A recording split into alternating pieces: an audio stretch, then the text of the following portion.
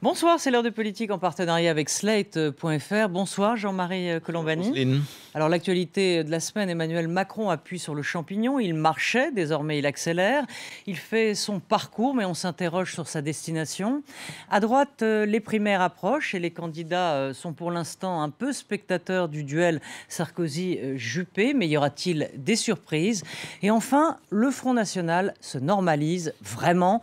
2 de ses membres sont renvoyés en procès pour complicité d'escroquerie lors des campagnes présidentielles et législatives de 2012. Pour parler de tout cela, Arlette Chabot, bonsoir. Bonsoir. Éditorialiste à LCI et Europe 1. Roland Quérol, bonsoir. Directeur du Centre d'études et d'analyse, le CETAN, et du Centre de recherche politique de Sciences Po. Bonsoir Roland. Et puis, comme chaque jeudi, Dominique Régnier, directeur général de la Fondation pour l'innovation politique. Bonsoir Dominique. Alors c'est la semaine d'Alain Juppé, lundi soir sur France 3. La chaîne lui consacrait un documentaire. Il est ce soir dans l'émission politique de France 2. Et puis ce matin, ce sondage que vous allez voir de Harris Interactive sur les intentions de vote. Au premier tour, l'ancien Premier ministre est à 39%, Sarkozy 35%, François Fillon le troisième homme avec 12%. Il double dans le fond Bruno Le Maire qui lui n'est qu'à 8%. Nathalie Kosciusko-Morizet à 3%, Frédéric Poisson à 2% et l'excellente performance de Jean-François Copé 1%. Roland Quérol, Juppé inamovible, dans le fond, la bulle médiatique, la bulle qu'on disait ressembler à la bulle Balladur en 95, finalement, elle n'explose pas pour l'instant et on est à 8 mois de la présidentielle. C'est vrai, et c'est vrai pourtant qu'il y avait visiblement dans les médias une espèce d'attente que l'irruption de Sarkozy, l'énergique Sarkozy, le Sarkozy qui en veut, allait tout changer. Ça n'a pratiquement rien changé. On est pratiquement resté au même chiffre, ça bouge d'un point, 2 points, dans un sens ou dans l'autre, mais on a le même écart. Cela dit, la campagne des primaires, pour les Français, n'a pas vraiment commencé. Elle va tout juste commencer avec les émissions que vous citez, avec surtout le grand débat du 13, avec tous les candidats. Là, il va y avoir vraiment l'intérêt de tout le monde pour quelque chose qui, pour le moment, intéresse certains. D'ailleurs, les sondages sont un tout petit peu difficiles à comparer, parce qu'ils ont l'honnêteté de nous dire quel pourcentage de personnes vont aller, disent-ils, voter à ces primaires. Et ça varie de 6 à 12% des Français. Là, dans le sondage Harris Interactive, c'est 12. Et évidemment, plus le corps électoral est important, plus ça veut dire qu'il n'y a pas seulement des sympathisants des Républicains qui vont aller voter, mais aussi des gens du centre-gauche, de centre-droite, d'extrême droite. Et ça change un petit peu la donne. Alain Juppé, dans le sondage que vous venez de montrer, on voit qu'il réussit extrêmement bien chez les électeurs de gauche qui vont y aller, et au moins aussi bien chez les centristes, et que ça va beaucoup moins bien chez les électeurs républicains. Sarkozy, c'est évidemment le contraire, mais Sarkozy, lui, il convainc beaucoup des électeurs du Front National, pas rien, 10% des électeurs du Front National qui disent qu'ils vont aller voter à la primaire. Donc voilà, c'est un point de départ qui n'a pas bougé depuis des mois. Moi, je ne dirais pas que les jeux sont faits. Chacun a sa ligne, son positionnement, c'est des personnalités bien connues, donc c'est plus difficile de faire bouger l'opinion. Mais quand même, la vraie campagne n'a pas commencé. Oui, Jean-Marie, vous êtes d'accord avec ce Non, la vraie campagne, en effet, n'a pas commencé. En tout cas, d'accord avec ce que vient de dire Roland, mais vous disiez y aura-t-il des surprises? Vous disiez tout à l'heure, c'est la semaine là d'Alain Juppé. C'est vrai, la semaine de France Télévisions, Alain Juppé. La semaine dernière, c'était la semaine noire de Nicolas Sarkozy. Donc ce qui était intéressant, c'était de mesurer si cette semaine noire avait eu ou non un impact sur Nicolas Sarkozy. C'est plutôt la stabilité qui prévaut pour Nicolas Sarkozy. Cela dit, ils sont dans 2 stratégies totalement différentes. Alain Juppé, au fond, n'est pas loin de considérer qu'il y a une frontière. Il considère qu'il y a une frontière entre les Républicains, au sens large du terme, très large du terme, au-delà du parti des Républicains, et le Front National. Nicolas Sarkozy, lui, fait une campagne droite, extrême droite. Et son objectif affiché est de faire revenir à lui des électeurs de droite qui se sont déportés vers le Front National. Et il se dit, ceux-là, il n'y a aucune raison qu'ils ne reviennent pas vers moi. Et il compte gagner grâce à cela. Et donc, toute la question est de savoir si la dernière offensive de Nicolas Sarkozy, c'est-à-dire sur les Gaulois, a pesé ou non, et si elle est efficace ou non. Si elle lui ramène vraiment des électeurs qui sont partis vers l'extrême droite, ou non, alors que Alain Juppé n'est évidemment pas sur ce chemin-là.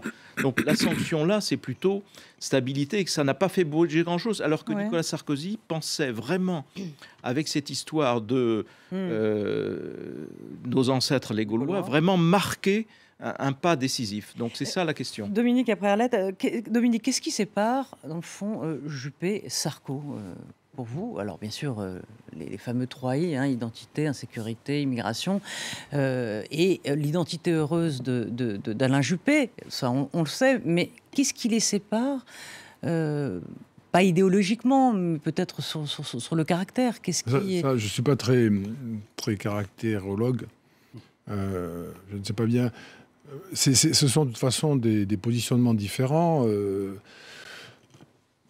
D'une certaine manière, il est arrivé à Nicolas Sarkozy de défendre l'idée d'une société française métissée, dont il se faisait lui-même d'ailleurs l'image. Oui, le français de s'en mêler. Oui, il a souvent écrit des choses comme ça, donc c'est plutôt un positionnement.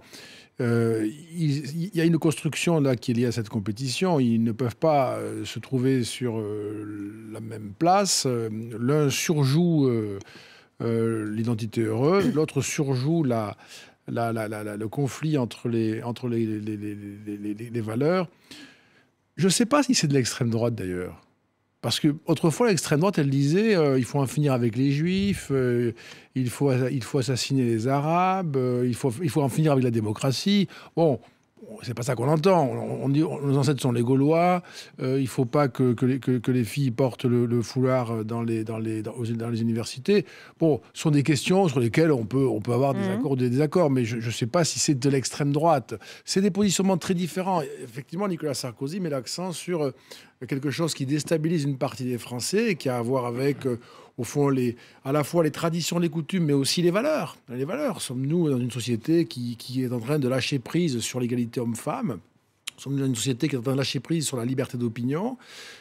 C'est des vraies questions qui se posent aujourd'hui, qui ne se sont pas posées comme ça depuis très longtemps. Si on ne les prend pas en charge dans l'espace gouvernemental, si je puis dire, du côté des partis qui sont en mesure de gouverner, ça veut dire qu'on les laisse en monopole, alors que ce sont des questions, y compris des questions républicaines. Arlette, est-ce que vous pensez qu'il peut y avoir lors de ce débat des surprises, ou dans le fond, comme le disait Roland, chacun est dans son couloir, il y a des départementales au milieu de deux autoroutes qui sont Juppé-Sarkozy. Est-ce qu'on peut s'attendre tout de même, alors c'est vrai, le corps électoral on ne le connaît pas, est-ce qu'une surprise peut surgir de ce premier tour Je ne sais pas s'il y aura une surprise. En tout cas, dans cette première période, personne n'a troublé le jeu annoncé Juppé face à Sarkozy. Alors, on se disait, Bruno Le Maire, qui avait osé défier Nicolas Sarkozy pour la présidence de l'UMP à l'époque, aurait pu embrayer. Et en fait, il n'a pas vraiment dépassé le stade du le renouveau, c'est Bruno. On a bien compris le slogan. Ouais. Il a occupé le terrain quelques semaines avec l'idée de la rénovation, de la modernité. Et puis, il n'a pas tenu sa promesse, même s'il a beaucoup travaillé avec... il oublie que les institutions sont vieilles et que ce n'est pas une question de jeunisme. Oui, mais regardez la percée d'Emmanuel Macron, dont on parlera sûrement tout à l'heure. En fait, j'allais dire qu'il y a une victime d'Emmanuel Macron, il y en a plusieurs, mais la première victime, c'est Bruno Le Maire, en fait. Ouais. Parce que je trouve qu'il a vieilli considérablement, Bruno Le Maire. Et du coup... la jeunesse qui aurait pu être, la modernité, il ne suffit pas d'enlever, on le voit, sa cravate ou son veston pour être moderne. En fait, il a des conceptions très traditionnelles, Bruno Le Maire. C'est un conservateur, guillemets, même sur certains points. C'est pas parce qu'on démissionne de la fonction publique, c'est pas parce qu'il dit que, effectivement, Nicolas Sarkozy a fait un mandat, il n'aurait jamais dû être candidat une deuxième fois après un échec. Donc je pense qu'il a échoué sur le créneau de la modernité. Quant à François Fillon, il a beaucoup travaillé, il a un projet cohérent, mais il n'a jamais réussi à faire passer. Donc au fond, dans ce débat, alors il va falloir, dans ces débats, que ceux qui arrivent derrière se fassent entendre. Ça a été le jeu de la primaire du PS de 2011. On a vu émerger, Manuel Valls, tout le monde n'a pas rêvé d'être Premier ministre avec 5% à la primaire, mais il y a des gens qui ont sorti des idées. C'était le cas de Montebourg, la démondialisation. Donc les autres vont devoir exister. Donc on peut attendre quand même, effectivement, peut-être, que les choses bougent un peu. lors de ces débats, mais pour l'instant, en tout cas, le match... Cela dit, François Fillon avait proposé des choses assez radicalement différentes de ce que peut dire Alain Juppé comme de ce que peut dire Nicolas Sarkozy. Ça n'a pas pris non plus, même s'il occupe la troisième place. C'est ce que je dis. François Fillon a sorti un programme, le premier, cohérent. Oui.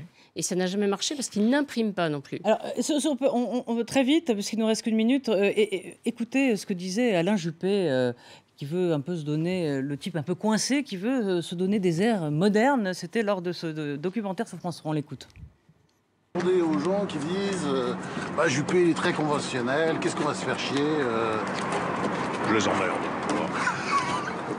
C'est vrai. Moi je m'emmerde pas dans la vie, alors s'ils se font chier avec moi, qu'ils aillent voir ailleurs.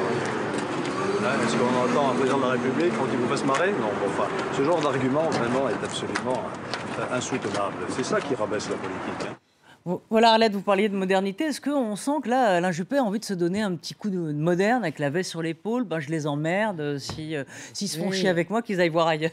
Oui, évidemment. Alors chacun essaie de trouver un moyen d'être moderne. Mais il essaye d'être assez proche. Juppé. Moi, ce que je trouve très drôle, c'est-à-dire c'est l'inversion de l'image. C'est-à-dire qu'aujourd'hui, en fait, Alain Juppé, il est accusé d'être le plus mou, mou, centriste, mou.